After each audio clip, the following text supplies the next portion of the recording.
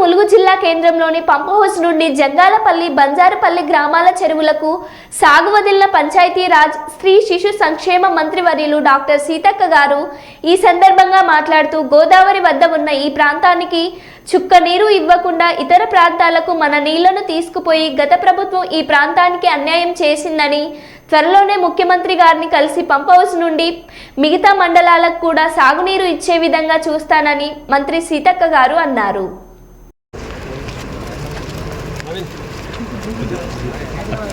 నమస్తే.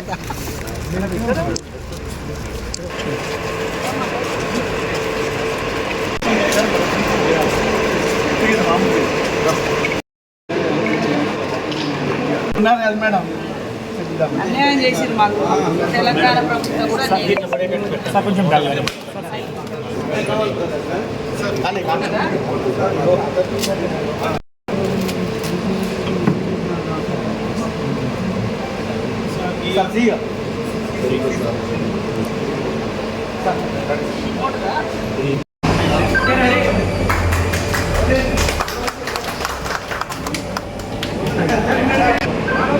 అందులోనేమో బంతి పడ్డాయి ప్రచారంలో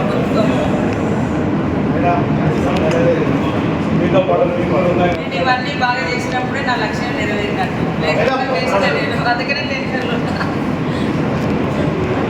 అందరికీ నూతన సంవత్సర శుభాకాంక్షలు.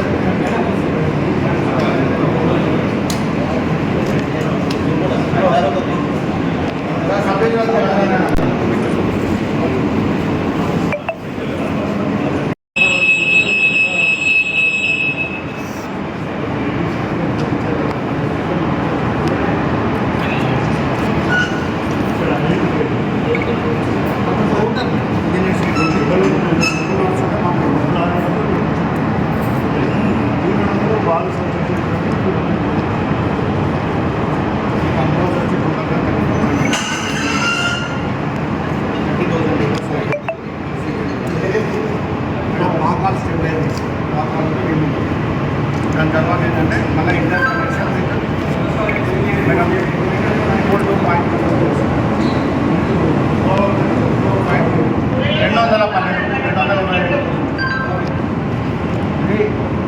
96% దాకా కంప్లీట్ అయిపోతుంది.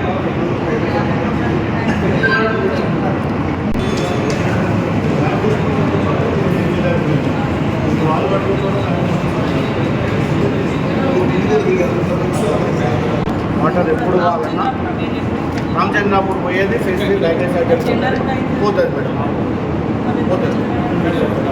కొంచెం వెళ్ళే ప్రాబ్లమ్స్ ఉన్నాయి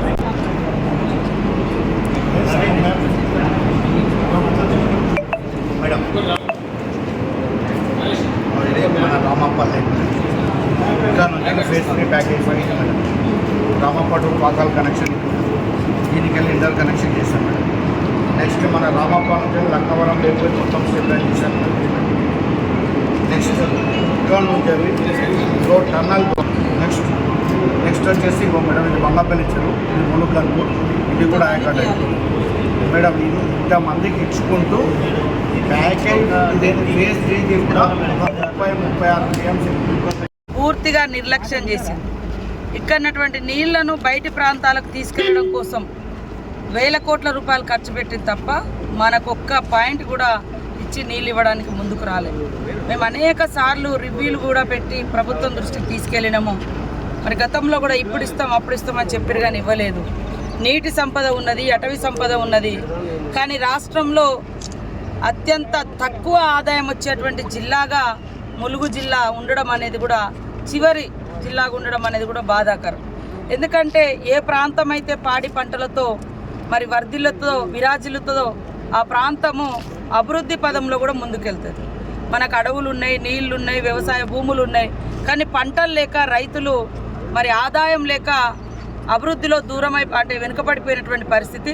దీన్ని దృష్టిలో పెట్టుకొని ఈరోజు మరి స్థానికంగా ఉన్నటువంటి ములుగు మండలంలో కొన్ని వేల ఎకరాలకు ఇచ్చేటువంటి భూములకు సంబంధించిన మన నీళ్లు కూడా ఇచ్చుకోలేకపోయినాము. అనేక సార్లు పాపం రైతులు కూడా ధర్నా చేయడం జరిగింది.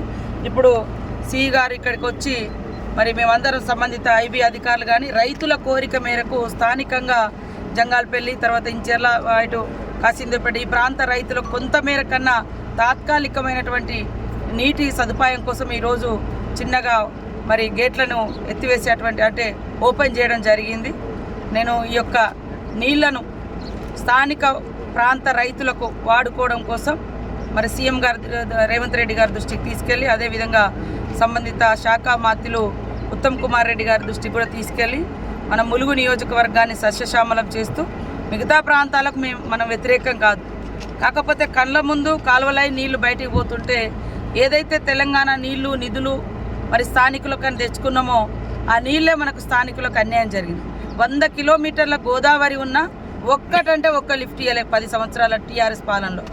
అదేవిధంగా చిన్న చిన్న పనులు కూడా చేయలేకపోవడంతో రైతుల యొక్క చిన్న పనులు కూడా కంప్లీట్ చేసుకోలేకపోయినా వాటన్నింటిని కూడా వేగవంతం చేస్తాం. అందుకు ఐబీ అధికారుల యొక్క సూచనలు సలహాలు రైతుల యొక్క అవసరాలను దృష్టిలో పెట్టుకొని రాజకీయాలకు అతీతంగా ప్రాంతాలకు అతీతంగా కాంగ్రెస్ పార్టీ పనిచేస్తుంది. అదేవిధంగా ముఖ్యంగా ఎందుకంటే ఈ ప్రాంతం నుంచే గోదావరి నీళ్ళు పోతున్నాయి, ఇక్కడే డంప్ అవుతుంది వాటర్ అంతా కూడా. ఇటు లక్నవరం కూడా ఇక్కడే డంప్ అవుతుంది, అక్కడ పాకాల్లో కూడా డంప్ చేస్తున్నాం అంటే స్టోరేజ్ చేస్తున్నాం. కానీ ఆ నీళ్లు అక్కడ డ్రైగా ఉన్నటువంటి కొత్తగూడెం మండలానికి చుక్క నీళ్ళు ఒక్కొక్కసారి తాగడానికి కూడా చాలా కష్టమవుతుంటుంది. కాబట్టి ఈ ప్రాంతాలు 9 మండలాలు ఉన్నాయి ములుగు నియోజకవర్గంలో. ఎంత వీలైతే అంత ఆ యొక్క వాటర్ను కూడా స్థానిక రైతాంగానికి వాడుకునే విధంగా ప్రణాళికలు సిద్ధం చేసుకొని మరి ముఖ్యమంత్రి గారు అదేవిధంగా ఇరిగేషన్ శాఖ మంత్రుల యొక్క సహకారంతో వారి ద్వారా ఈ యొక్క ప్రాంతాన్ని సస్యశ్యామలం చేసి రైతులకు 2 పంటలకు నీళ్ళు వచ్చే విధంగా కృషి చేస్తానని తెలియజేస్తే ఇప్పుడు రామప్ప ఉంది, రామప్పలో నీళ్లు నింపుతా ఉన్నాం. ఒక్క చుక్క కూడా మన ఏరియాకి నీళ్ళు వస్తలే. కానీ నింపడం మూలంగా మాత్రం భూములు మాత్రం మొత్తం మునిగిపోయేది ములుగు ప్రాంత రైతులే. అదేవిధంగా పాకాల్లో నిండితే మొత్తం మన ఊర్లన్నీ కూడా పోతున్నాయి.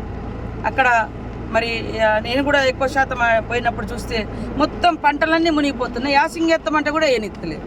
ఇంత వివక్షత గత కాలంలో చూసినాము. కానీ ఇప్పుడు అట్లా కాకుండా ఖచ్చితంగా న్యాయంగా ఎవరికి రావాల్సినటువంటి వాటాను వారికి తీసుకుంటూ స్థానిక రైతుల యొక్క అవసరాలే లక్ష్యంగా దాదాపుగా 100 కోట్లు ఖర్చు పెట్టారు ఎస్ఆర్ఎస్పి పేర్ల మీద, కాళేశ్వరం పేరు మీద. కేవలం ఎస్ఆర్ఎస్పి కాలువ చూస్తే పైన ఉన్నటువంటి చెత్త చెదారం గతంలో మంత్రుల చుట్టాలు వచ్చి ఇక్కడ చేసుకొని పోయారు. కానీ ఒక్క చుక్క నీళ్ళు కూడా రైతులకు రానటువంటి పరిస్థితి ఉంది.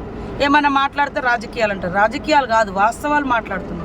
సో ఇవన్నింటి దృష్టిలో పెట్టుకొని వాస్తవ పరిస్థితికి అనుగుణంగా రైతుల అవసరాలకు అనుగుణంగా ఈ ప్రాంత ప్రయోజనాలను దృష్టిలో పెట్టుకొని ఈ ప్రాంత ప్రజలకు అన్యాయం జరగకుండా తప్పకుండా నీళ్లు తీసుకొచ్చేటువంటి బాధ్యత నాకు నా నియోజకవర్గ ప్రజలు ఇచ్చారు. కాబట్టి మా విన్నపాన్ని కూడా రాష్ట్ర ముఖ్యమంత్రి గారు ఆలకించి తప్పకుండా సహాయం చేస్తారు, నిధులు కేటాయిస్తారనేటువంటి ఆశాభావంతో ఉన్నాం. అదేవిధంగా మరి రాష్ట్ర ప్రజలకు, ములుగు నియోజకవర్గ ప్రజలకు, ఉద్యోగులకు, అధికారులకు, అనధికారులకు అందరికీ కూడా ఈ నూతన సంవత్సరంలో అందరికీ మంచి జరగాలని అందరూ మంచి మనసుతో రాష్ట్రంలో ఉన్నటువంటి నూతన పరిపాలనను స్వాగతిస్తూ అందరి యొక్క సహాయ సహకారాలు తీసుకుంటూ ప్రజలకు సేవకురాలిగా ములుగు ఆడబిడ్డగా ములుగు నియోజకవర్గానికి రాష్ట్రానికి సేవకులుగా కాంగ్రెస్ ప్రభుత్వం పనిచేస్తుందని తెలియజేస్తూ అందరికీ నూతన సంవత్సర శుభాకాంక్షలు.